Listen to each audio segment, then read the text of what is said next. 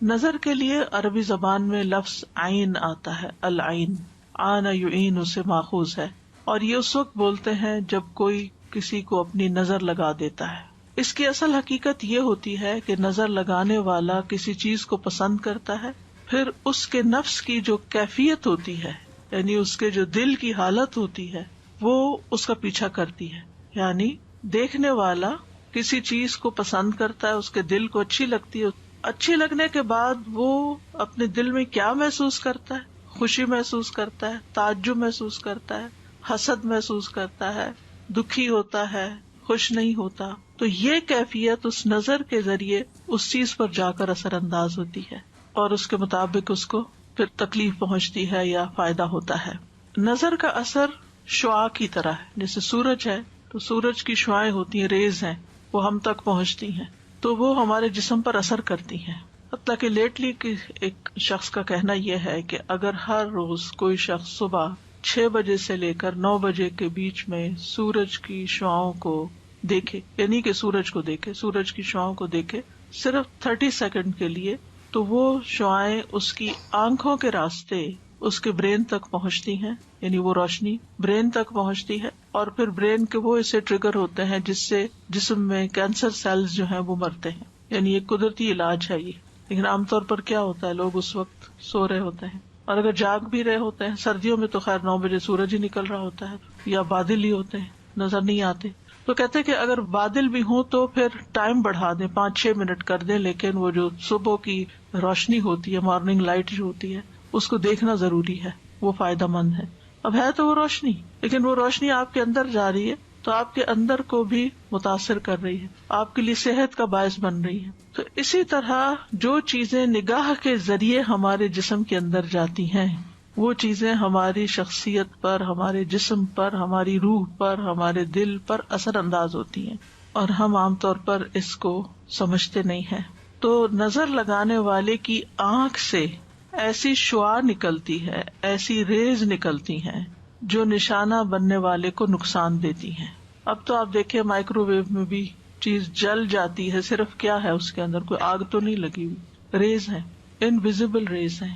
اسی طرح پتھروں کو توڑنے کے لیے بھی بعض ریز استعمال ہوتی ہیں، جیسے گال بلیڈر کے جو سٹونز ہوتے ہیں ان کو لیزر کے ذریعے ریموو کیا جاتا ہے۔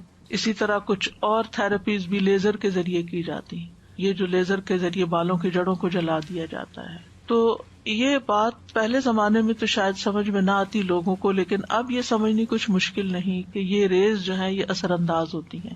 نظر جو ہے وہ حسد کی وجہ سے بھی ہو سکتی ہے، اور اپنے پیاروں کو بھی لگ جاتی ہے۔ اب ڈپینڈ کرتا ہے کہ کس شخص کی نظر کیسی ہے۔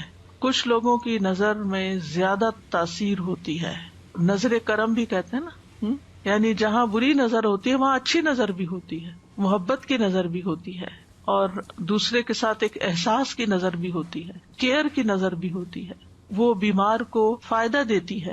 یعنی یہ نہیں کہ نظر صرف بری ہی ہوتی، نظر اچھی بھی ہوتی ہے، لیکن جو شخص خبیث النفس ہوتا ہے، جو کسی کی خوشی پر، کسی کی نعمت پر خوش نہیں ہوتا، جو اللہ کی تقسیم پہ راضی نہیں ہوتا، اس کے اندر کی جو خباثت ہے اس کی نگاہوں کی ریز کے ساتھ دوسرے شخص کو متاثر کرتی، اور جو شخص جتنا کمزور ہوتا ہے اتنا ہی پھر وہ وکٹم بن جاتا ہے۔ اسی لیے آپ دیکھیں کہ بچوں کو نظر زیادہ لگتی ہے، کیونکہ بچے ابھی کمزور ہوتے ہیں، ان کو نہیں پتا ایمان کیا ہے، ان کو نہیں پتا قرآن کیا ہے، ان کو ابھی کچھ پتا نہیں ہے، تو نہ وہ اپنے لیے کوئی دعائیں پڑھ سکتے ہیں اور نہ ہی وہ اپنے لیے کوئی دم کر سکتے ہیں۔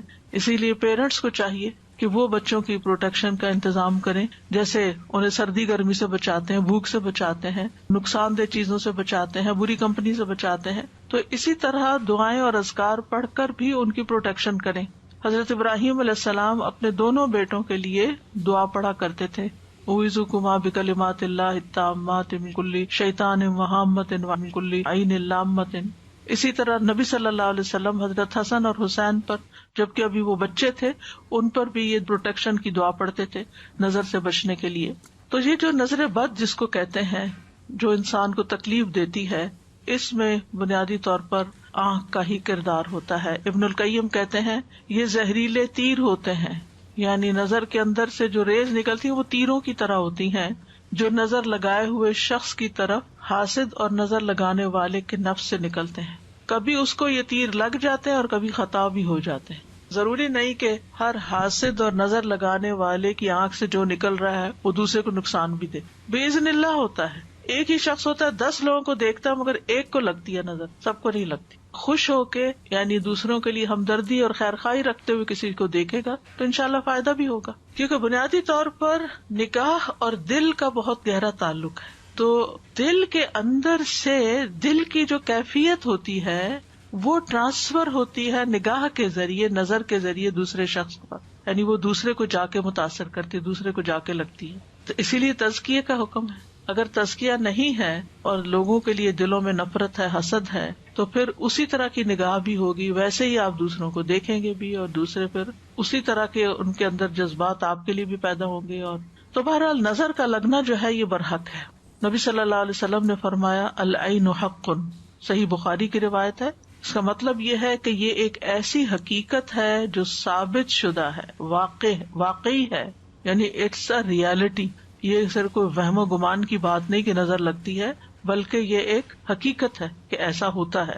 کفار اپنی نگاہوں کے ساتھ نبی صلی اللہ علیہ وسلم کو دعوت و تبلیغ کے کام سے روکنا چاہتے تھے, جس کا ذکر سورۃ القلم میں آتا ہے. وَإِن يَكَادُ الَّذِينَ كَفَرُوا لَيُزْلِقُونَكَ بِأَبْصَارِهِمْ لَمَّا سَمِعُوا الذِّكْرَ وَيَقُولُونَ إِنَّهُ لَمَجْنُونٌ. اور وہ لوگ جنہوں نے کفر کیا یقیناً قریب ہے کہ آپ کو اپنی نظروں سے گھور گھور کر ضروری پھسلا دیں جب وہ ذکر کو سنتے ہیں اور کہتے ہیں کہ یقیناً یہ تو دیوانہ ہے. یعنی وہ آپ کو ایسی نفرت بھری نگاہوں سے دیکھتے تھے جب وہ آپ کو قرآن پڑھتے ہوئے سنتے تھے کہ آپ پڑھنا روک دیں کسی طرح, یعنی اپنی نظروں سے آپ کو نقصان پہنچائیں.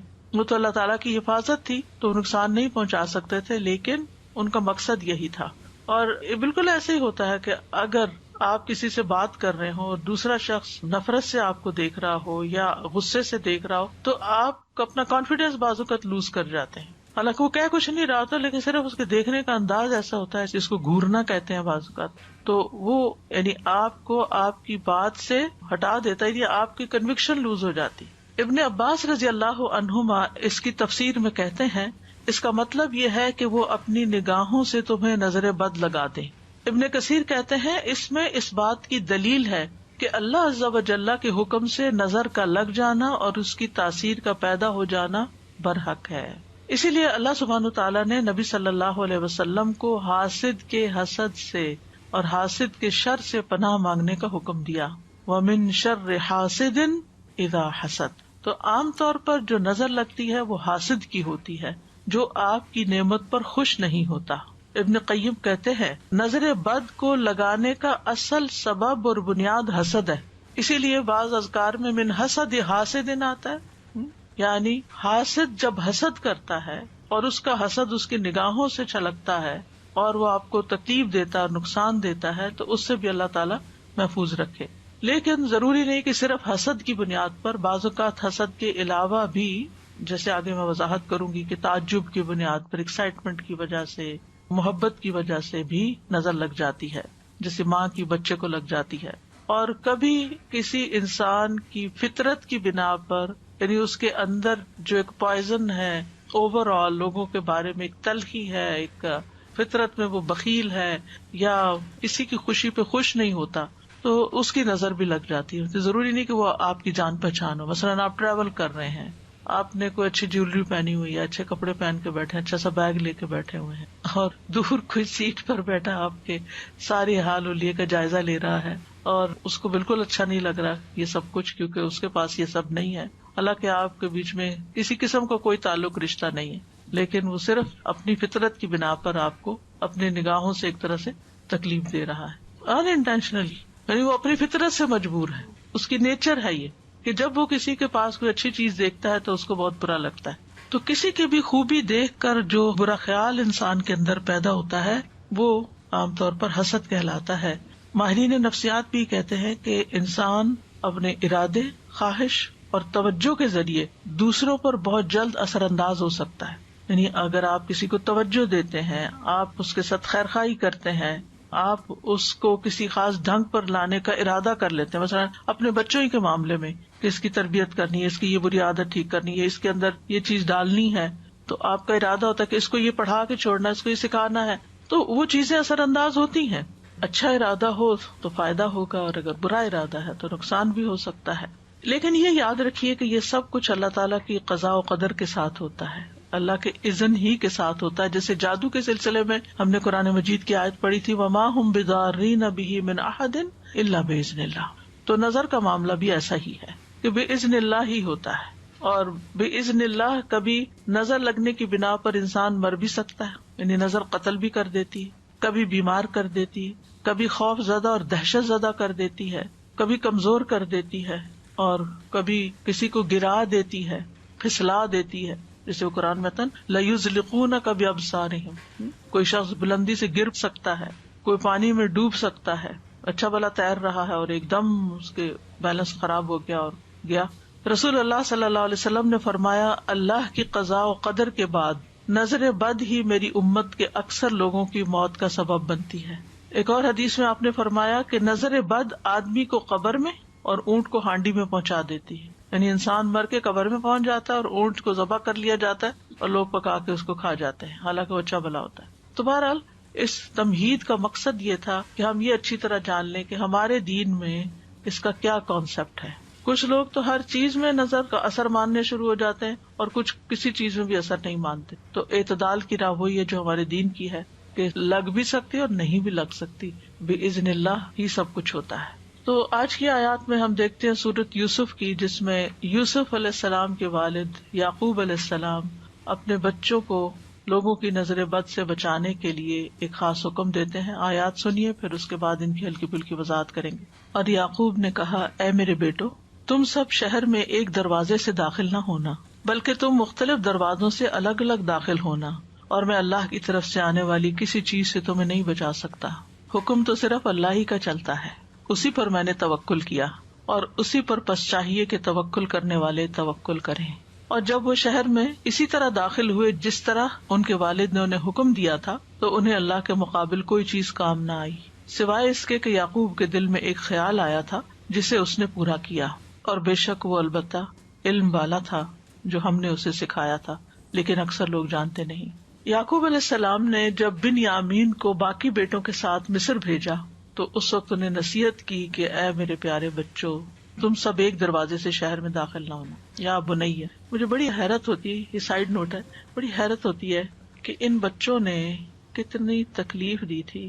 یعقوب علیہ السلام زندگی بھر کا روگ لگا لیا تھا، اپنے بھائی کو بظاہر مار ڈالا تھا، ختم کر دیا تھا، لیکن باپ کا رویہ کیسا رہا اولاد کے ساتھ؟ وہ ان پہ ناراض نہیں ہوئے، انہوں نے ان کو گھر سے نہیں نکالا، انہوں نے ان کو تانے نہیں دیے، انہوں نے ان کو بات بات پر ڈانٹا نہیں، بلکہ یا بنیا کہہ کے پکارتے ہیں. اس میں تربیت اولاد کا ایک بہت بڑا پہلو چھپا ہوا ہے کہ اولاد اپنی ہی ہے نا، جو بھی کرے وہ اپنی ہی ہے نا. اگر آپ ان کے لیے نہیں تو پھر کون ہوگا؟ وہ کچھ بھی کریں، آپ کو محبت سے، پیار سے اور خیر خواہی کے ساتھ ان کی تربیت کرنی ہے، ان کو اپنا بنانا ہے، ان کی غلطیوں کو معاف کرنا ہے، انہیں سیدھے رستے پہ لانا ہے. کیونکہ محبت جو کچھ کر سکتی ہے وہ نفرت نہیں کرتی. یعنی کتنی تکلیف ہوگی ان کے دل میں، اور کتنا مشکل ہوتا ہے کہ جب بچوں کی طرف سے تکلیف بھی پہنچے اور پھر انسان انہیں گلے بھی لگائے اور انہیں پیار سے بھی بلائے. لیکن بہت سے والدین اس کی پرواہ نہیں کرتے، اور وہ اگر بچوں نے کوئی ایسا کام کر لیا ہے جو قتل سے بڑا کیا جرم ہو سکتا ہے، باقی جرائم تو اس سے چھوٹے ہی ہوتے ہیں، اگر انہوں نے کوئی ایسا کام کر لیا ہے تو اس کہتے ہیں ہماری شکل نہ دکھاؤ، تم گھر سے نکل جاؤ، اور ڈسون کر دیتے ہیں، چھوٹی چھوٹی باتوں پر لڑنے مرنے پہ تیار ہو جاتے ہیں. ایسے بچوں کی زندگی حرام کر کے رکھ دیتے. تو بہرحال کہتے ہیں میرے پیارے بچوں، تم سب ایک دروازے سے شہر میں نہ جانا. انہیں پروٹیکٹ کرنے کے لیے سفر کرنے کا طریقہ بتا رہے ہیں، بلکہ مصر میں مختلف دروازوں سے ایک ایک دو دو کر کے داخل ہونا، تاکہ تم لوگوں کی نگاہ میں نہ ہو، تمہیں بری نظر نہ لگے. کیونکہ آپ کو پتا کہ فلسطین کے لوگ ویسے بھی کتنے خوبصورت ہوتے ہیں، اور پھر وہ سارے جوان لڑکے اور وہ سارے کے سارے ایک گروپ بن کے اگر ایک ہی جیسی شکلوں جیسے وہ داخل ہو رہے ہوں تو کوئی بھی دیکھے گا تو جو نظر موجب ہوتی، تعجب والی، حیرانگی والی، خوشی والی، وہ ان کو نقصان دے سکتی ہے. چونکہ وہ خوبصورت تھے، طاقتور تھے، مضبوط نوجوان تھے، تو انہیں ڈر تھا کہ نظر لگے گی. اور ساتھ ہی پھر کہا کہ میں اپنی اس تدبیر کے ذریعے اللہ کی قضاء و قدر کو نہیں ٹال سکتا. سبب اختیار کرنا ہمارا کام ہے، لیکن باقی پھر اللہ کے ہاتھ میں ہے. یعنی احتیاط تقدیر کی راہ میں حائل نہیں ہو سکتی، تمام فیصلے اللہ کے اختیار میں ہیں. اس میں کسی اور کا کوئی دخل نہیں ہے، اس لیے میں اس پہ توکل کرتا ہوں. تو ایسے تمام معاملات جن کے معاملے میں انسان کا دل چھوٹا ہوتا ہے، خوف ہوتا ہے، انسان کو چاہیے کہ تدبیر اختیار کرے اور باقی اللہ پہ بھروسہ کرے اور اپنا دل ہلکا کر لے. تو کہتے ہیں کہ تمام لوگوں کو بھی صرف اسی پہ بھروسہ کرنا چاہیے، یعنی وہ ساتھ دوسروں کو بھی سبق سکھا رہے ہیں. تو بہرحال یوسف علیہ السلام کے بھائی مصر پہنچ کر والد کی نصیحت کے مطابق مختلف دروازوں سے شہر میں داخل ہوئے، لیکن ہوا وہی جس کی کھٹک تھی ان کے دل میں کہ بنیامین کے ساتھ وہ واقعہ پیش آ گیا اور بنیامین کو انہیں وہیں چھوڑنا پڑا. وقال یا بنی لا تدخلوا من باب واحد وادخلوا من ابواب متفرقہ، اے بچوں ایک دروازے سے نہیں مختلف دروازوں سے داخل ہونا. وما اغنی عنکم من اللہ من شیء ان الحکم الا للہ علیہ توکلت وعلیہ فلیتوکل المتوکلون. یعنی انسان اپنا مطلوب اور مقصود توکل کے ذریعے ہی حاصل کر سکتا ہے. ولما دخلوا من حیث امرهم ابوهم ما كان يغنی عنهم من اللہ من شیء، تو پھر جب وہ اسی طریقے پہ داخل ہوئے جس پہ ان کے والد نے انہیں گائیڈ کیا تھا، لیکن وہ تدبیر ان کے کام نہ آئی. الا حاجۃ فی نفس یعقوب قضاها، مگر یہ ایک ضرورت تھی، ایک حاجت تھی، ایک تڑپ تھی جو یعقوب علیہ السلام کے دل میں تھی کہ جس کو انہوں نے پورا کیا تھا. یعنی ایک خیال تھا جو انہوں نے بیان کر دیا، اور ان کا خیال ایسا ویسا نہیں تھا. وَإِنَّهُ لَذُو عِلْمٍ لِمَا عَلَّمْنَاهُ، وہ ہمارے دیے ہوئے علم کی بنا پر صاحب علم تھا، اس نے علم کی بنا پر یہ بات کہی تھی. یہ ہے اہم نقطہ کہ ان کو پتا تھا کہ نظر لگتی ہے، اور انہوں نے علم کی بنا پر ہی تدبیر اختیار کی تھی، اور علم کی بنا پر یہ کہا تھا کہ اللہ کی تقدیر کو میں نہیں ٹال سکتا، اور علم کی بنا پر ہی کہا تھا کہ توکل کرنا. اور ساتھ ہی کہتے وَلَٰكِنَّ أَكْثَرَ النَّاسِ لَا يَعْلَمُونَ، اللہ تعالیٰ فرماتے کہ اکثر لوگ یہ حقیقت جانتے نہیں کہ اللہ پر بھروسہ کرنے کا مطلب نہیں سمجھتے، اور وہ سمجھتے کہ پھر کوئی تدبیر اختیار نہیں کرنی چاہیے. بھروسہ کرے لیکن اسباب بھی اختیار کرے. تو ان آیات سے جو بات خاص طور پر پتہ چلتی ہے وہ یہ ہے کہ نظر بد کا وجود ہے، اور اس سے بچنے کے لیے اسباب اختیار کرنے چاہیے، تقدیر پر بھی یقین رکھنا چاہیے، خالص توحید کی طرف توجہ دینی چاہیے. وما اغنی عنکم من اللہ من شیء، میں پیغمبر ضرور ہوں لیکن اللہ کے فیصلے میرے ہاتھ میں نہیں ہے، اللہ کی تقدیر سے میں تمہیں نہیں بچا سکتا. سبحان اللہ، پیغمبر کہہ رہے پیغمبر نہ دنیا میں لوگوں کو برے انجام سے بچا سکتے ہیں اور نہ آخرت میں بچا سکتے، ان کا کام پیغام پہنچانا ہے بس.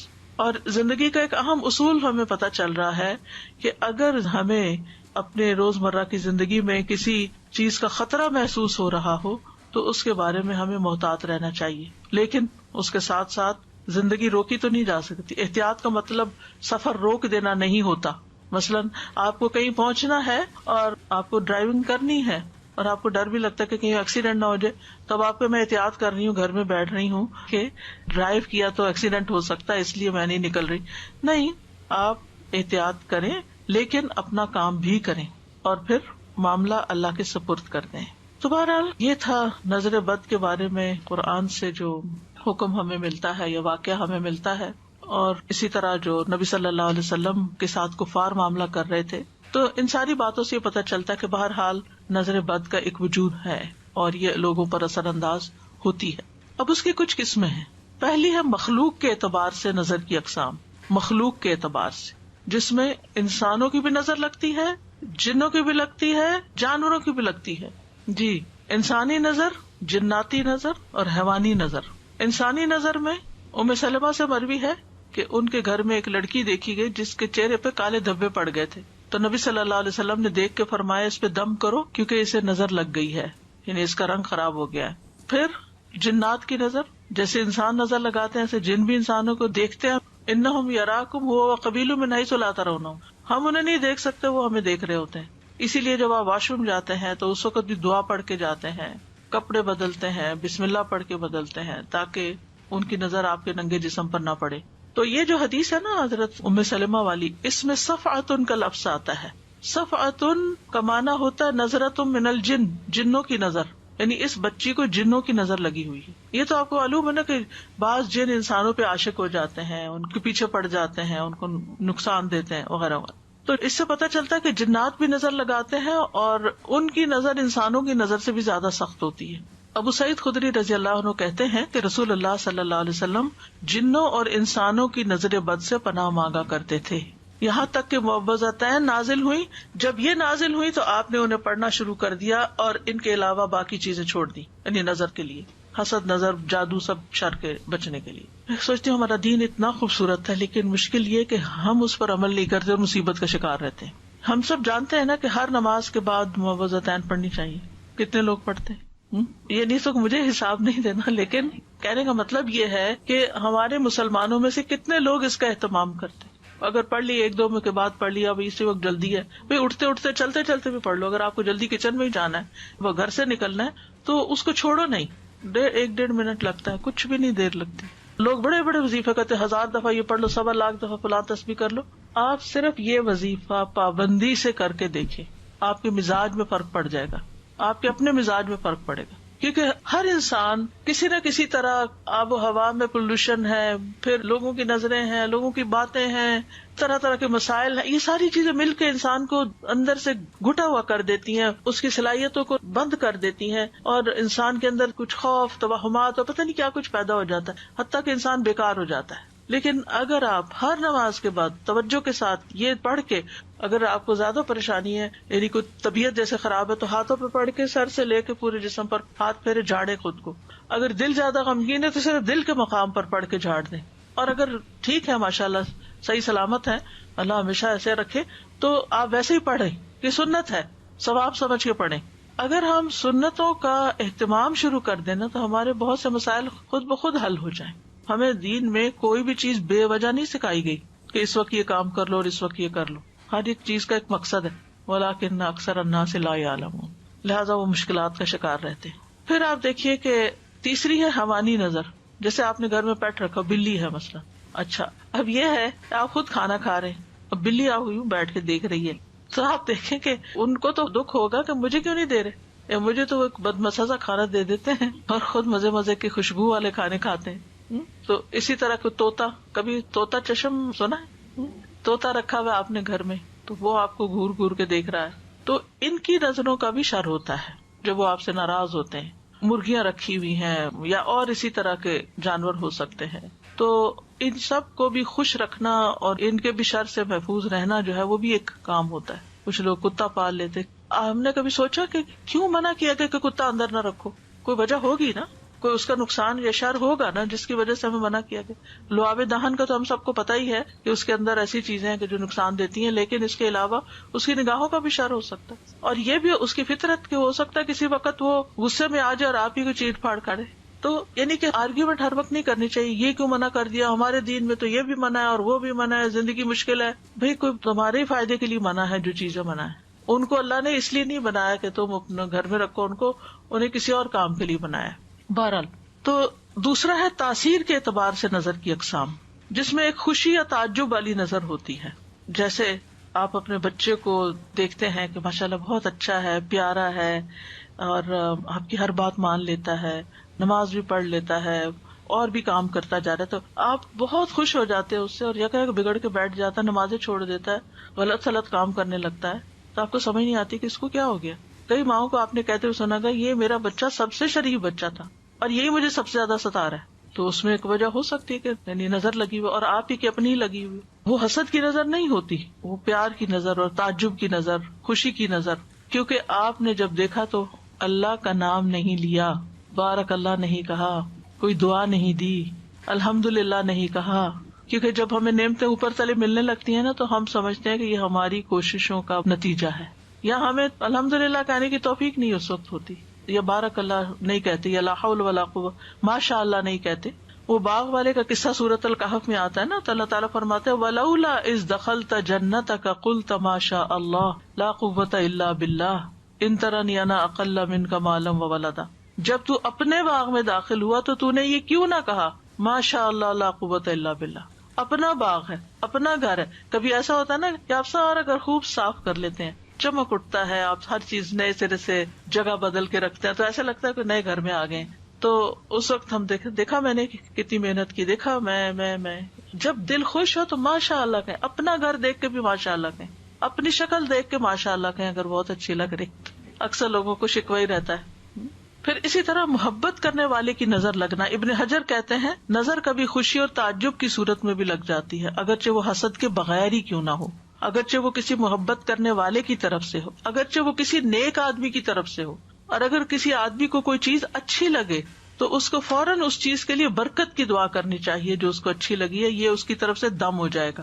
یعنی کسی نے کوئی اچھی بات کہی, کوئی اچھا کام کیا, فوراً کہیں بارک اللہ فیکم, اللہ تمہیں برکتیں دے, تاکہ وہ جو اچھا کر رہا ہے نا اس میں اور اضافہ ہو جائے. یہ نہ ہو کہ وہ پہلا بھی ہاتھ سے جائے. پھر ہے حسد کرنے والے کی نظر. یہ جو نظر بد ہے یہ حاسد اور خبیث نفس سے نکلتی ہے. اس کا مالک بھی خبیث ہوتا ہے, نہیں ایسی نظر والا. اور اس میں اصل میں نعمت کے ختم ہونے کی خواہش ہوتی ہے جو اللہ نے محسود کو دی ہے.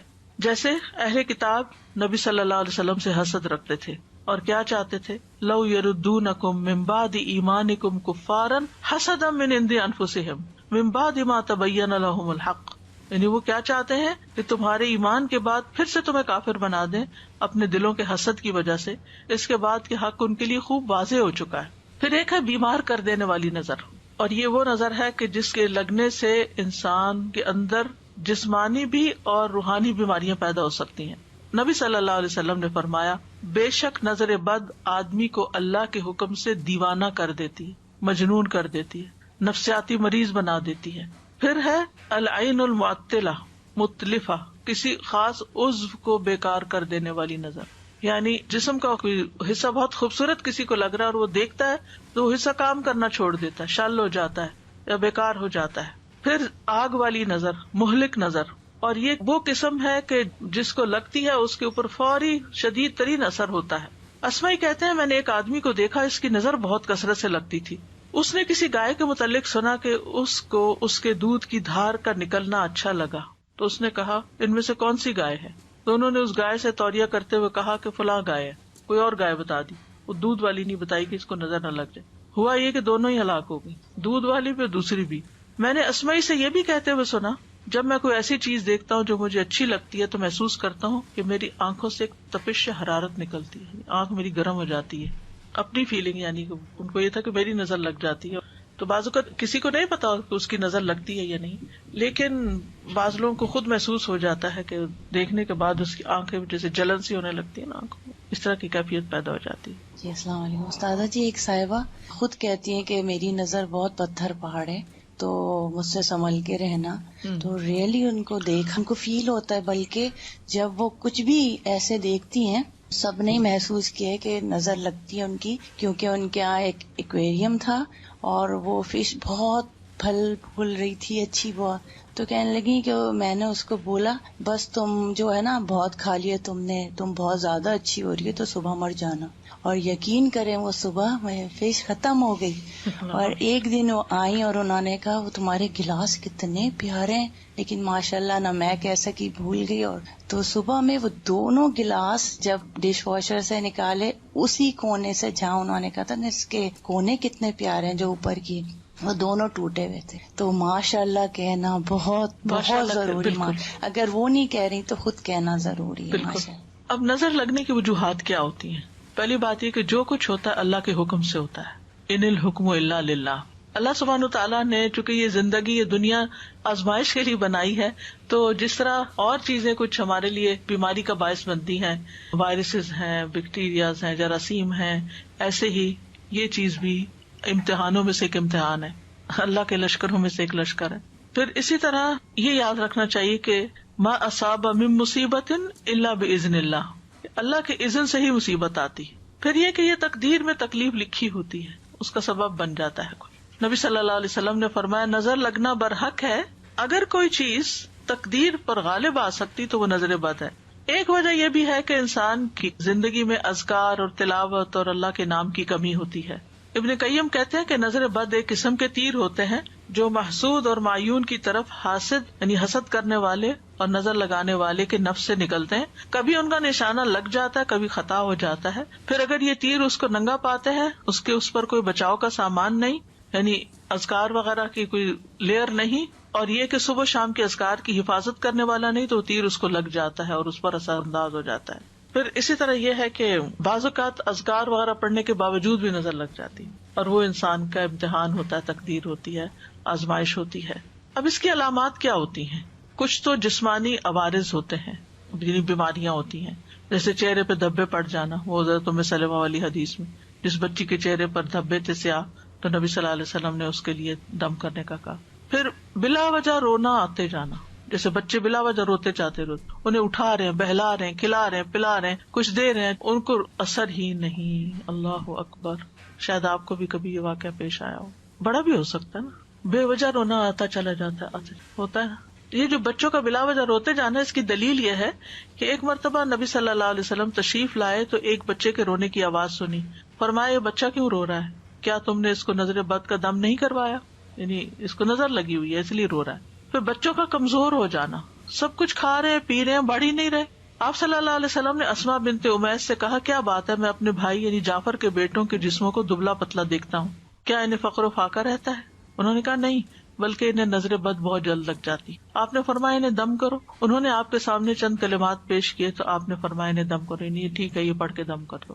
پھر اسی طرح بعض اوقات گرنا اور پھسلنا، یعنی آپ چل رہے ہیں، ٹھیک ٹھاک چل رہے ہیں، جیسے اس دن کسی بہن نے کہا تھا کہ ان کا پاؤں فریکچر ہو گیا تھا چلتے چلتے، یا اسی طرح انسان گر پڑتا چلتے ہوئے، یا اوپر سے پھسل جاتا ہے، یا کوئی بھی ایسی وجہ بھی بن جاتی، یعنی ٹھیک چل رہا ہوتا ہے معاملہ اور اچانک بے وجہ کوئی ایسی مصیبت آ پڑتی ہے. رسول اللہ صلی اللہ علیہ وسلم نے فرمایا بے شک نظر آدمی کو دیوانہ کر دیتی ہے اللہ کے حکم سے، حتیٰ کہ کبھی ایسا ہوتا ہے کہ وہ اونچی جگہ پر چڑھتا ہے پھر وہاں سے گر پڑتا ہے. ابن عباس کہتے ہیں نبی صلی اللہ علیہ وسلم نے فرمایا نظر کا لگ جانا برحق ہے اور یہ اوپر چڑھنے والے کو پھسلا دیتی ہے. کبھی جان خطرے میں پڑ جاتی، شدید بیماری لاحق ہو جاتی ہے.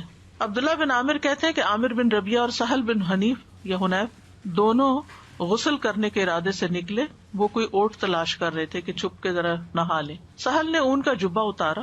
عامر کہتے ہیں میں نے اسے دیکھا تو اسے میری نظر لگ گئی. وہ پانی میں اتر کر نہانے لگ گیا. میں نے پانی میں اس کے بڑبڑانے کی آواز سنی. میں اس کے پاس آیا، 3 دفعہ آواز دی، اس نے جواب نہ دیا. پھر میں نبی صلی اللہ علیہ وسلم کے پاس آیا اور ساری بات بتائی. آپ تشریف لائے اور پانی میں داخل ہو گئے. گویا میں اب بھی آپ کی پنڈلیوں کی سفیدی دیکھ رہا ہوں. آپ نے اس کے سینے پر 3 دفعہ ہاتھ مارا، پھر یہ دعا دی اللہم اذہب عنہ حرہا وبردہا ووصبہا. اے اللہ اس کی گرمی اور سردی اور بیماری اور لاغری دور کر دے. پھر کھڑے ہوئے اور فرمایا جب کسی کو اپنے بھائی کا وجود یا کوئی مال پسند آئے تو اس کے لیے برکت کی دعا کرے کیونکہ نظر کا لگ جانا برحق ہے. یعنی وہ اتنی دیر میں ہی جیسے گویا کہ دنیا سے جانا شروع ہو گئے. اسی طرح دیگر جسمانی علامات بھی ہوتی ہیں، جیسے سر کا دکھنا، بے وجہ بخار چڑھ جانا بغیر کسی وجہ کے، دونوں یا کسی ایک کندھے میں درد ہونا جیسا کہ کوئی انگارہ یا تپش ہو، کندھے میں یا بازو کا پیچھے ایک جگہ ایسے جلنے سے لگ جاتی ہے. پشت کے نچلے حصے میں درد ہونا یعنی بیک بون پہ نیچے کی طرف. قرآن سنتے وقت جمائیوں کا زیادہ یون بہت کرنا. جب فضا میں خنکی ہو تو جسم کی حرارت کا بڑھ جانا ٹھنڈک سے، اور اس کے برعکس بھی گرمی ہو تو جسم کو بہت ٹھنڈا ہو جانا، اپوزٹ ٹیمپریچر پہ چلے جانا. بالوں کا اچانک گرنا کہ پورے پورے لچھے ہاتھ میں آنے لگ جائیں. ذہنی پراگندگی زیادہ ہونا کہ فوکس نہیں کر پا رہے. وزن اچانک کم ہونا شروع ہو جانا. کھانے کی خواہش ختم ہو جانا. چیز کو ذہن میں رکھنے، حفظ کرنے اور سمجھنے کی قدرت نہ ہونا، فوگی سا ذہن ہو جانا. کثرت سے پسینے آنا اور پسینے کی بو کا بھی چینج ہو جانا، متغیر ہو جانا. جلد پر پھوڑے پھنسیوں یا خارش کا ظاہر ہونا. نیند کا کم آنا اور زیادہ تر جاگنا. علیحدگی اور تنہائی پسند کرنا. رونے کی خواہش کرنا یا ہمیشہ روتے ہی رہنا. تو یہ کبھی کبھی چیزیں اکٹھی بھی ہو سکتی ہے اور کبھی کوئی ایک بھی ہو سکتی ہے، اور ان میں ایک راکی فرق کر سکتا ہے جو تجربہ کار ہوتے ہیں. پھر اجتماعی عوارض، مجالس سے علیحدگی اختیار کر لینا، اینٹی سوشل ہو جانا، کسی سے ملنا جلنا نہیں. مال میں برکت نہ ہونا، معیار زندگی اچانک گر جانا. کام سے نفرت، باوجود قدرت اور ہمت کے کام کرنے کی خواہش نہ رہنا. رزق تلاش کرنے سے روگردانی کرنا، بہت کام کر لیا، میں ریٹائرمنٹ لینا چاہتا ہوں. لوگوں پہ تہمت لگانا کہ یہ مجھے گھورتے ہیں، یہ بھی اس کی ایک علامت ہوتی ہے. کتنی عجیب بات ہے کہ فلاں مجھے دیکھ رہا تھا، فلاں مجھے گھور رہا تھا. اور اسی طرح کے دیگر نفسیاتی بیماریوں کا پیدا ہو جانا. اب کرنے کا کام کیا ہے؟ سب سے پہلے تو اللہ پہ بھروسہ کرے. مَا مِن دَابَّةٍ إِلَّا هُوَ آخِذٌ بِنَاصِيَتِهَا. سب کی پیشانی کے بال اللہ کے ہاتھ میں ہیں، سب اللہ کے کنٹرول میں ہیں. حسبی اللہ لا الہ الا هو علیہ توکلت وہو رب العرش العظیم. فوراً اللہ کی طرف رغبت کرے، اللہ کی پناہ لیں. نبی صلی اللہ علیہ وسلم نے فرمایا اللہ تعالیٰ سے نظر لگنے سے پناہ مانگو، جیسے ہم اور چیزوں سے مانگتے ہیں نا پناہ کہ ان سے بچا اللہ تعالیٰ ہمیں، تو اس سے بھی بچنے کی دعا کرنی چاہیے کیونکہ نظر کا لگ جانا برحق ہے. رسول اللہ صلی اللہ علیہ وسلم نے فرمایا اللہ تعالیٰ فرماتا ہے میرا محبوب بندہ اگر مجھ سے مانگتا ہے تو میں اسے دیتا ہوں، اگر وہ کسی دشمن یا شیطان سے میری پناہ مانگتا ہے تو میں اسے محفوظ رکھتا ہوں. پھر نعمتوں کو چھپانا، بہت زیادہ نعمتوں کا اظہار نہ کریں، لوگوں کو نہ بتائیں میرے پاس یہ بھی ہے، یہ بھی ہے، یہ بھی ہے، کیونکہ دوسرے لوگوں کو پھر حسد ہونے لگتا ہے. ابو ہریرہ رضی اللہ عنہ مرفوعاً یعنی نبی صلی اللہ علیہ وسلم سے روایت کرتے ہیں، تم اپنی ضرورتوں کو پورا کرنے کے لیے ان کو رازداری میں رکھ کر مدد حاصل کرو، بے شک ہر صاحب نعمت حسد کیا جاتا ہے۔ پھر ہے حاسد سے بچ کے رہنا، یعنی جس کا پتہ چل جائے کہ یہ آپ سے جیلس ہے، اس سے بس تھوڑا تعلق کم کریں، ضرورت سے ہی ملے۔ کوئی بھی اچھی چیز دیکھ کر برکت کی دعا دینا، ماشاء اللہ لا قوت الا باللہ پڑھنا۔ مال کے علاوہ کچھ اور چیز اچھی لگے تو بارک اللہ کا لفظ استعمال کرنا۔ مال اچھا لگے، گھر اچھا لگے تو ماشاء اللہ لا قوت الا باللہ، لیکن اگر اس کے علاوہ کوئی چیزیں اچھی لگے تو اللہ برکت دے، بارک اللہ فیکم بارک علیکم۔ اسی طرح دنیا کی اگر کوئی چیز بہت اچھی لگ رہی ہے تو آخرت کو یاد کریں، لبیک ان العیش عیش الاخرہ، اصل زندگی تو آخرت کی زندگی ہے، یہ تو ختم ہو جانے والی ہے، اگر کسی کے پاس ہے بھی تو کتنے دن کے لیے۔ کسی کو بیمار دیکھیں تو دعا پڑھے، الحمدللہ الذی عافانی مما ابتلاک بہ وفضلنی علی کثیر ممن خلق تفضیلا۔ پھر شرکیہ کاموں سے بچنا، نظر اتارنے کے لیے ایسے کام نہیں کرنا کہ جس میں شرک ہو۔ پھر کچھ لوگوں سے بچ کے رہنا جن کے یہ خصائص ہوں، لیکن کچھ لوگ ایسے ہوتے ہیں جو آپ کے والدین بھی ہو سکتے ہیں، ان میں سے کوئی آپ کے بچے ہو سکتے ہیں، بہن بھائی ہو سکتے ہیں، رشتے نہیں کاٹنے، لیکن ڈسٹنس، محتاط۔ نمبر 1 ایسا شخص بہت شکایتیں کرنے والا، جس کو ہر ایک سے شکایت ہو، اس سے بچ کے رہیں، اس سے دور رہیں، کیونکہ وہ آپ کو بیمار کر دے گا ہر وقت منفی باتیں کر کر کے۔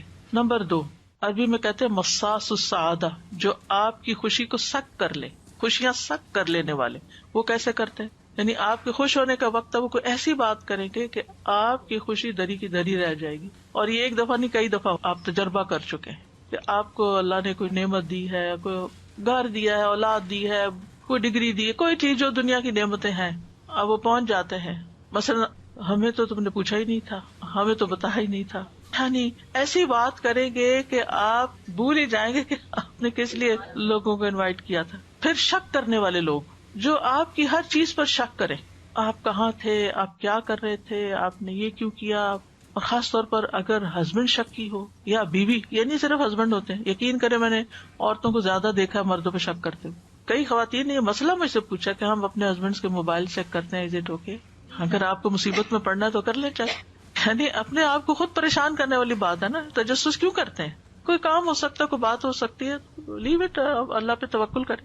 نمبر 4 آپ کو کنٹرول کرنے والے، ان لوگوں سے بچ کے رہیں۔ کچھ لوگ یعنی کہ آپ کو اپنی مرضی سے سانس بھی نہ لینا دینا چاہیں، ہر وقت وہ آپ کے اوپر ایک یعنی اعتراض شروع کر دیں گے کہ آپ نے یہ کیوں کیا، آپ وہاں کیوں جا رہے ہیں، یہ کرنے کی کیا ضرورت ہے، یعنی وہ چاہتے ہیں ہر چیز ان کی مرضی کے مطابق ہو۔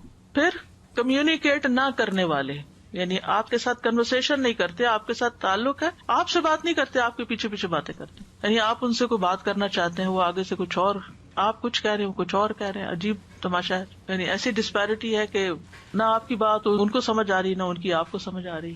پھر وہ لوگ جو بہت زیادہ اپنے آپ کو ڈیفینڈ کرتے ہیں، میرا یہ مقصد نہیں تھا، میں نے اس لیے نہیں کیا، میں نے وہ نہیں کیا، اس میں بھی انسان پریشان ہوتا ہے کہ میں نے تو پوچھا ہی نہیں کہ آپ نے کیوں کیا اور کیوں نہیں کیا۔ پھر اسی طرح حسد کرنے والے، یعنی جو لوگ آپ سے حسد کرتے ہیں ان سے بھی بچ کر رہیں، یعنی کم ملے ان سے، اپنی نعمتوں کا ان کے سامنے تذکرہ نہ کریں۔ پھر من چلے سے لوگ جو ہر وقت انہیں کوئی کسی ایک بات پر نہ رہے، ہر وقت اپنا سٹینس بدل دیں، نان سیریس بھی ہو سکتے ہیں، لیکن یعنی آپ ان کو ایک بات کہتے ہیں، وہ کہتے ہیں ہاں ٹھیک ہے، پھر تھوڑی دیر میں وہ کہیں اور جاتے ہیں، وہاں سے کچھ اور سن کے آ جاتے ہیں، پھر آپ کو کہتے ہیں نہیں یہ ٹھیک نہیں ہے، یعنی کوئی استقامت نہیں زندگی میں، آپ ان پہ ٹرسٹ نہیں کر سکتے کہ آپ ان کو کوئی کام دیں گے، کوئی رسپانسبلٹی دیں گے تو وہ کچھ کریں گے، وہ لیک آف میچورٹی سے ہوتا ہے۔ پھر بخیل، کچھ خرچ نہ کرنا چاہیں۔ پھر ایکسپلائٹرز، آپ کو ایکسپلائٹ کرنے والے، آپ کو جانے بغیر آپ کی غیبت کرنے والے، ایسے لوگوں سے متھا نہ لگائیں۔ یا کسی کو جانے بغیر، مثلاً نہ آپ کسی پولیٹیشین کو جانتے ہیں، نہ آپ کبھی اس سے ملے ہیں، نہ آپ کو کوئی حقیقت پتا ہے، جھوٹے پروپیگنڈے سن کے آپ بھی ساتھ شامل ہو جاتے ہیں، فلاں چور ہے، فلاں ایسا، فلاں ویسا۔ یہ آپ نے کون سی چیز دیکھی تھی، آپ کی آنکھوں نے دیکھی تھی یا کانوں نے، اس کے منہ سے کچھ سنا تھا، فرسٹ ہینڈ انفارمیشن کیا آپ کے پاس؟ اس قسم کے لوگ جو لوگوں کی برائیاں آپ سے آ کے کریں، ان سے بھی بچ کے رہیں۔ تو یہ سارے لوگ کسی نہ کسی طرح آپ کی زندگی کو حرام کر دیتے ہیں۔ پھر آپ کہیں گے جائیں کہاں؟ اگر ہمارے اندر اس میں سے کوئی چیز ہے تو اس کو باہر نکال دیں۔ دوسری بات یہ ہے کہ سبق اس سے یہ ملتا ہے کہ ٹو مچ سوشلائزنگ جو ہے وہ انسان کے لیے نقصان دہ ہے، کیونکہ ہم میں سے ہر ایک کے اندر ان میں سے کوئی نہ کوئی چیز ہو سکتی ہے نا، بلکہ ہے کسی نہ کسی درجے تھوڑی صحیح زیادہ صحیح کرتے ہیں نا کچھ، تو پھر خواہ مخواہ کی یعنی انسان کی زندگی ضائع ہوتی ہے، وقت ضائع ہوتا ہے، صلاحیتیں ضائع ہوتی ہیں. بہتر ہے انسان کو پروڈکٹیو انسان بننے کے لیے اپنی زندگی کا کوئی گول رکھیں، اپنے آپ کو مصروف کریں اور کسی کام میں اپنے آپ کو لگا لیں تاکہ ان چیزوں سے آپ کو چھٹکارا ہو. پھر قرآن سے علاج کریں کیونکہ قرآن شفا ہے. قل هو للذین آمنوا ھدی وشفاء، سورۃ فصلت میں آتا ہے، سورۃ اسراء میں ہے وَنُنَزِّلُ مِنَ الْقُرْآنِ مَا هُوَ شِفَاءٌ وَرَحْمَةٌ لِّلْمُؤْمِنِينَ وَلَا يَزِيدُ الظَّالِمِينَ إِلَّا خَسَارًا. یاد رکھیے جس طرح قرآن ہدایت ہے نا، ایسے ہی قرآن شفا ہے. قرآن سے ہدایت بھی لینی چاہیے، قرآن سے شفا بھی حاصل کرنی چاہیے. ہم ہدایت کی کتاب تو اس کو سمجھتے ہیں کہ ہدایت کے لیے پڑھو، لیکن شفا کے لیے نہیں پڑھتے، تو شفا کے لیے بھی پڑھنے کی ضرورت ہے. حضرت عائشہ کہتی ہے کہ رسول اللہ صلی اللہ علیہ وسلم ایک مرتبہ ان کے پاس تشریف لائے تو دیکھا کہ ایک عورت انہیں دم کر رہی ہے. آپ نے فرمایا کتاب اللہ کے ساتھ اس کا علاج کرو. سورۃ فاتحہ سے علاج. وہ جو ایک سردار کو بچھو کاٹ گیا تھا جس نے مسلمانوں کی مہمانی سے انکار کیا تھا، تو ان کا جو لیڈر تھے انہوں نے ان کو دم کر کے ان کا علاج کیا. سورۃ البقرہ کی تلاوت کرنا اور سننا. نبی صلی اللہ علیہ وسلم فرمایا سورۃ البقرہ پڑھا کرو کیونکہ اس کا پڑھنا باعث برکت اور اس کا چھوڑنا باعث حسرت ہے، اور جادوگر اس کو حاصل کرنے کی طاقت نہیں رکھتے. تو روز پڑھنے کا وقت مقرر کریں. شفا کی نیت سے پڑھیں، ہدایت کی نیت سے بھی پڑھیں لیکن شفا کی نیت سے بھی پڑھیں. اور اس وقت میں اور کام، موبائل بند، لوگوں کے ساتھ بات چیت بند، اپنا وظیفہ کر کے اٹھیں. خاص طور پر اگر بیمار ہیں یا کوئی مسئلہ ہے، کر سکے تو روز ایک دفعہ پڑھ لیں، پوری آدھی پڑھ لیں، 4 حصے کر لیں، اس کے 6 حصے کر لیں، جیسے بھی آسانی ہو. پھر نظر اور حسد سے متعلق جو آیات ہیں ان کی تلاوت کرنا، جیسے وَإِن يَكَادُ الَّذِينَ كَفَرُوا، یہ ایک کارڈ ہے بڑا خوبصورت سا ایول آئی کے بارے میں. یہ جو میں آپ کو معلومات دے رہی ہوں اس میں سے کچھ معلومات بھی آپ کو اس میں ملیں گی اور دعائیں بھی ملیں گی. پھر اسی طرح نظر اور تکلیف کو دور کرنے والی دعائیں، یہ کارڈز موجود ہیں، ان سے فائدہ اٹھائیں. پھر نظر اور حسد کا رقیہ پڑھنا یا سننا، دونوں طرح ٹھیک ہے. پڑھنا زیادہ بہتر ہے ورنہ سننا تو فائدہ دے گا انشاءاللہ. معوذتین، ہر نماز کے بعد لازم صبح شام 3 بار، نمازوں کے دوران بھی. اسی طرح سورۃ الکافرون اور آیت الکرسی، آیات سکینہ صبح اور شام سننا. تیسرا ہے دعاؤں اور دم کے ذریعے علاج. صبح شام اذان کو تکرار کے ساتھ غور سے سننا. اب یہاں چونکہ اذان نہیں ہوتی کہیں تو کمپیوٹر پہ لگا لیں اور اچھی طرح اس کو توجہ سے سنیں. اور اگر آپ مسجد جاتے ہیں تو اللہ کے لیے باتیں کرنے کی بجائے توجہ سے اذان سن کے جواب دے کے دعا کریں اپنے، وہ قبولیت کا وقت ہوتا ہے. پھر اسی طرح نظر لگنے پر دم کرنا. حضرت عائشہ فرماتی کہ رسول اللہ صلی اللہ علیہ وسلم نے مجھے حکم دیا کہ نظر بد لگ جانے پر دم کر لیا جائے. بخاری کی روایت ہے. امر ان یسترقى من العین. یہ جو لوگوں میں غلط فہمی پائی جاتی ہے نا، کسی سے رقیہ نہیں کرانا چاہیے. اب یہاں پر آپ دیکھیں یہ حدیث ہے بخاری کی. حضرت عائشہ کہتی ہیں امرنی رسول اللہ صلی اللہ علیہ وسلم ان یسترقى من العین. مجھے نبی صلی اللہ علیہ وسلم نے حکم دیا کہ نظر بد لگ جانے پہ دم کر لیا جائے. یہ حکم ہے آپ کا کہ علاج کرو اس سے.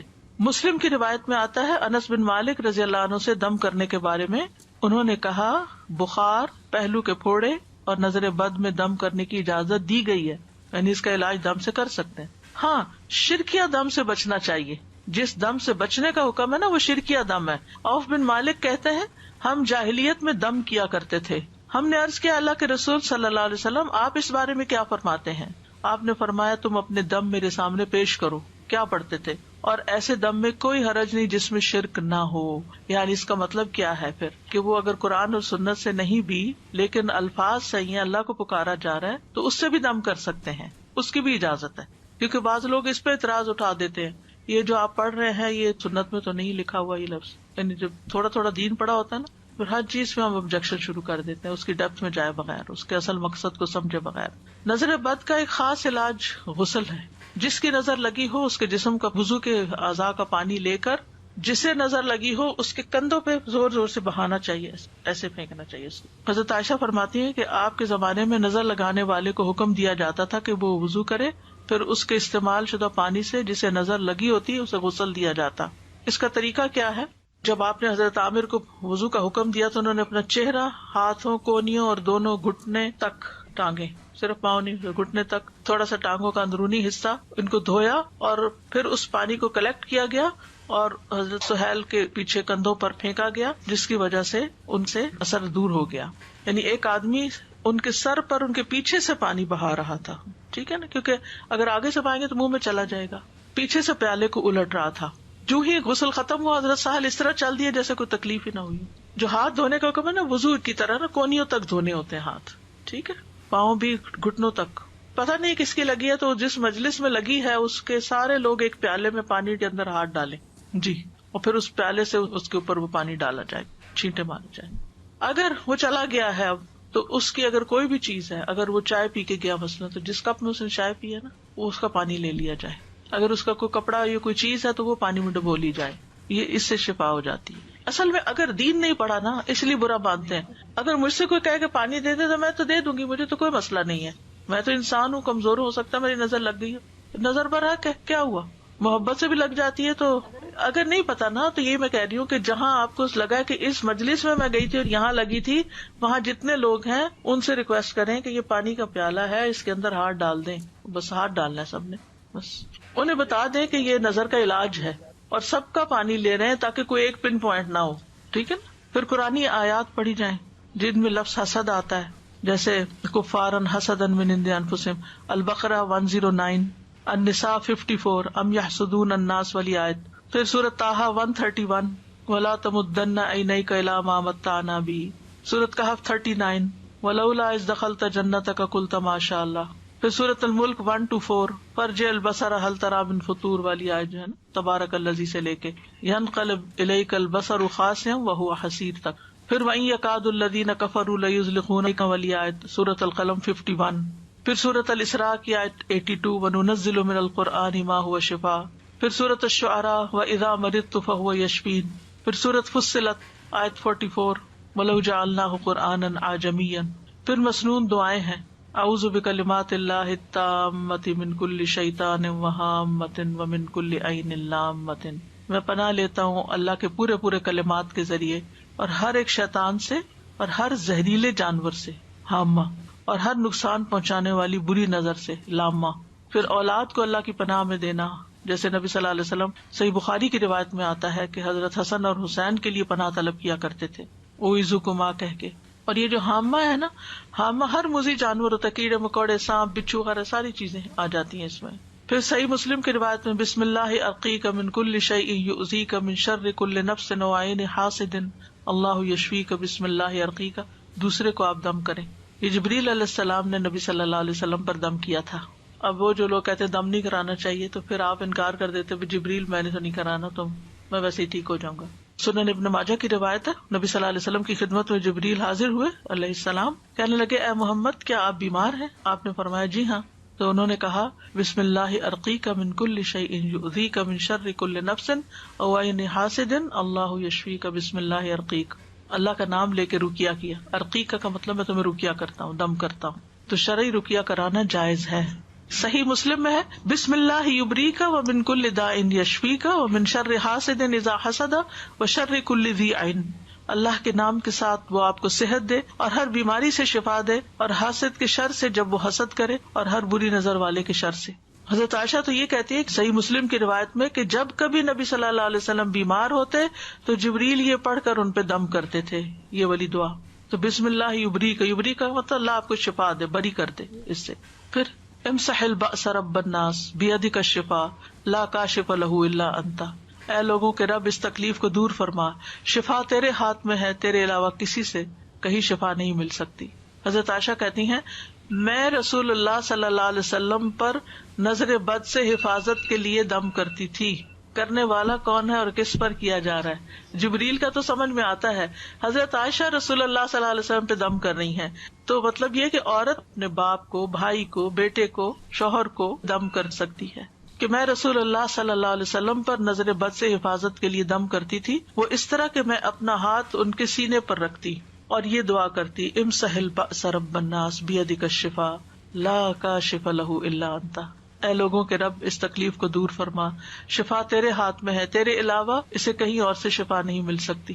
پھر ایک اور ہے اذهب البأس رب الناس اشف انت الشافی لا شفاء الا شفاؤک شفاء لا یغادر سقما.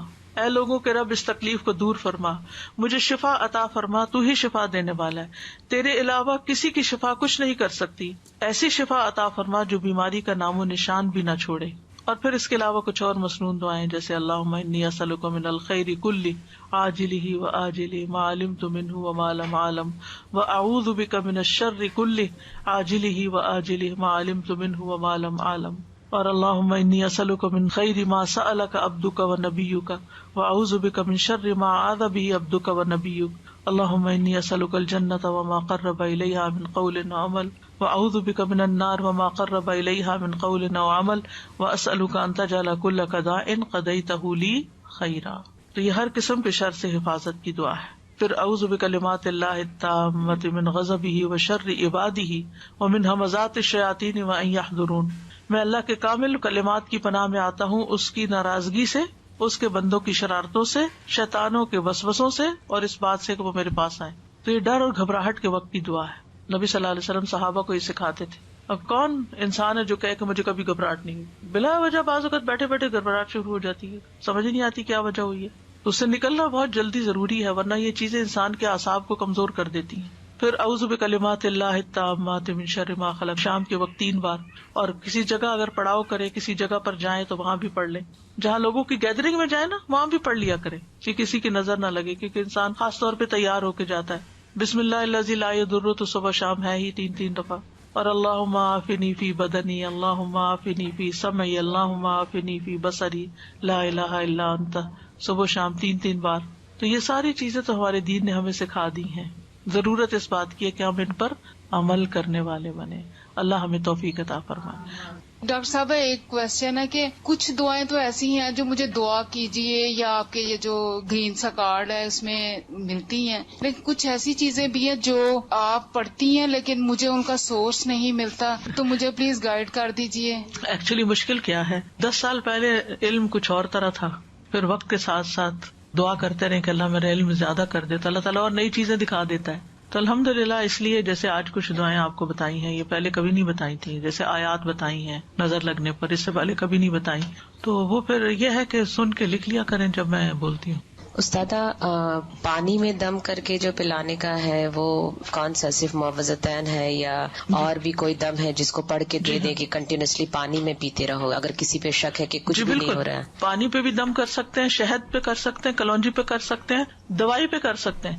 یعنی جو دوا آپ کھاتے ہیں کوئی بیماری کے، اس پہ بھی دم کر سکتے ہیں. تو کوئی اسپیسیفک دم یا پورا رقیہ پڑھے یا صرف سورۃ فاتحہ؟ سب سے بہترین رقیہ تو سورۃ فاتحہ ہے. سورۃ فاتحہ اگر اور کچھ نہیں پڑھا تو سورۃ فاتحہ 1 دفعہ 3 دفعہ 7 دفعہ وہی پڑھ لیں. اور امیجن کر کے کر سکتے ہیں اگر پانی بھی نہیں پہنچ پا رہا یا نہیں پہنچ پا رہے ہیں کوئی انسان کے، اس کو امیجن کر کے. پیشنٹ جو ہے وہ اسپتال میں پڑے نا، آپ جا سکتے ہیں فون کر کے دم کر دیں، فون پہ بھی ہو سکتا ہے، فون پہ امیجن. جزاک اللہ. تو سر جیسے ہم خود نہیں کر سکتے تو جیسے بہت لمبا رکیہ تو یوٹیوب کے اوپر رکیہ ہے، تو ایسے کر سکتے ہیں کہ پانی کی بوتلیں آگے رکھتے ہیں اور رکیہ چلتا رہے؟ وہ بھی چلتا رہے اور آپ بھی لیٹ جائیں اور بالکل بیچ میں کوئی ڈسٹربنس نہ ہو، کنٹینیوسلی وہ ہو اور پھر اس پانی کو استعمال کریں. جیسے استاذہ ایک بچی کا سنا ہے، بہت ہی اچھے طریقے سے ان کا نکاح ہوا الحمدللہ، جوان دونوں، اور دونوں ایک دوسرے کو بہت پسند کرتے تھے، لیکن اچانک اتنا وہ بچہ ڈپریشن میں چلا گیا اور یہ بچی ڈپریشن میں چلی گئی اور ان کا ٹوٹنے کے اوپر آ رہا ہے. تو ڈیفینیٹلی ایسے ہی لگ رہا ہے کہ جیسے نظر، تو ان کو دم ہی کرنا چاہیے. بالکل. ایک بات یاد رکھیے، جتنی اس وقت میں دعائیں نہیں کروا رہی ہوں نا، یہ ساری انشاءاللہ دعائیں ایپ کے اندر جا رہی ہیں. کچھ چلی گئی ہیں، کچھ جائیں گی. یہ سارے لیکچرز بھی اس ایپ میں ڈلوا رہے ہیں تاکہ اگر کسی کو دوبارہ سننا ہو تو ادھر ادھر ڈھونڈنے کی بجائے اسی ایپ کے اندر سن لیں. اس کا ٹائٹل قریب و مجیب ہے، تو اس کے اندر یہ سارے ٹائٹل کے ساتھ سارے لیکچرز آڈیو بھی موجود ہوں گے، اور ان کے اندر کی جو دعائیں ہیں وہ نکال کے ٹیکسٹ کی صورت میں بھی انشاءاللہ ڈالیں گے. وآخر دعوانا ان الحمد للہ رب العالمین. سبحانک اللہم وبحمدک، اشہد ان لا الہ الا انت، استغفرک واتوب الیک. السلام علیکم ورحمۃ اللہ وبرکاتہ.